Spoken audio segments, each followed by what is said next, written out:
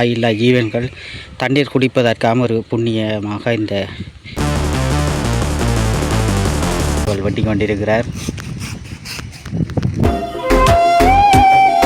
அங்காலையெல்லாம் கொஞ்சம் தண்ணி கஷ்டம் வேணும். தண்ணிக்கு இப்போ என்ன செய்கிற நீங்கள் இஞ்சால பகுதியில்?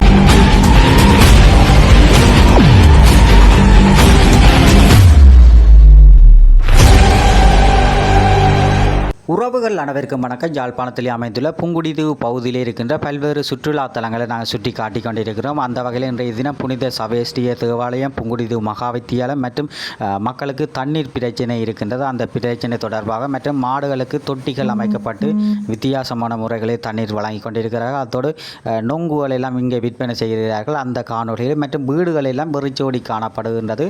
அந்த காணொலியை நாங்கள் தொடர்ச்சியாக சென்று பார்வையிடுவோம். பாருங்கள்.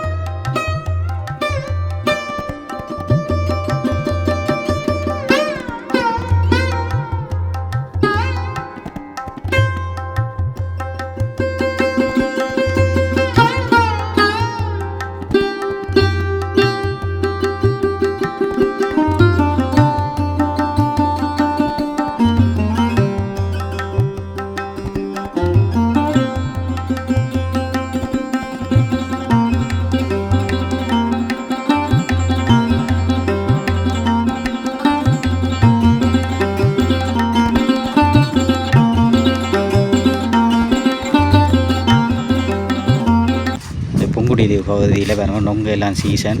நொங்கு சீசனில் ஒரு ஐயா நொங்குகள் வெட்டி கொண்டிருக்கிறார்.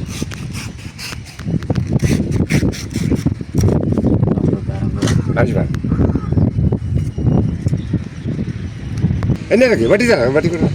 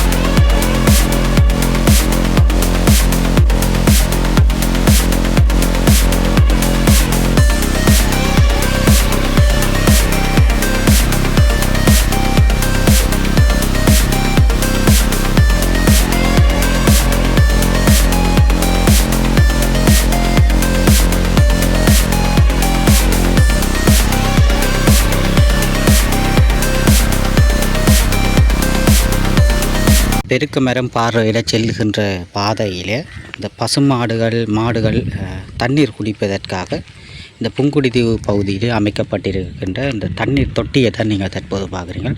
அந்த தண்ணீர் தொட்டி இந்த மாடுகள் வெயிலில் இருக்காதபடியாக இந்த கூரைகள் அமைக்கப்பட்டு கீழே நின்று தண்ணி குடிக்க அந்த வெயில் தாகம் இல்லாமல் மற்றது இந்த குளிர்மையான தண்ணீர் இருப்பதற்காக இந்த கொட்டகை அமைத்து இந்த வேறு எப்படி இருக்குன்னு சொல்லி இதில் இந்த பசு மாடுகள் தண்ணி குடிப்பதற்காக ஒரு கொட்டில் மாதிரி அமைச்சிருக்கிறேன்.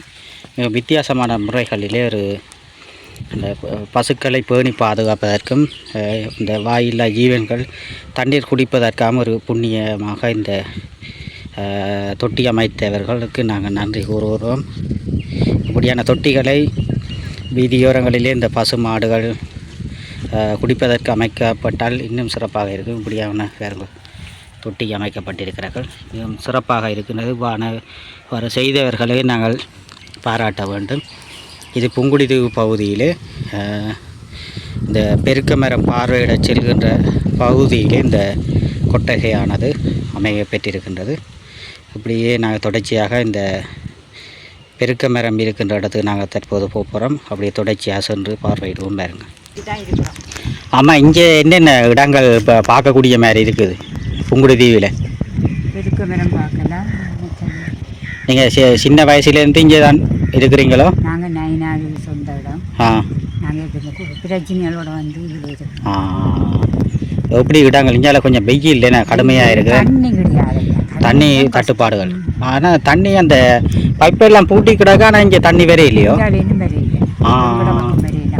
தொங்கல் நாங்கள் இருக்கிறாங்க பெருக்க மரத்துக்கு பக்கத்தில் நாங்கள் இருக்கோம்.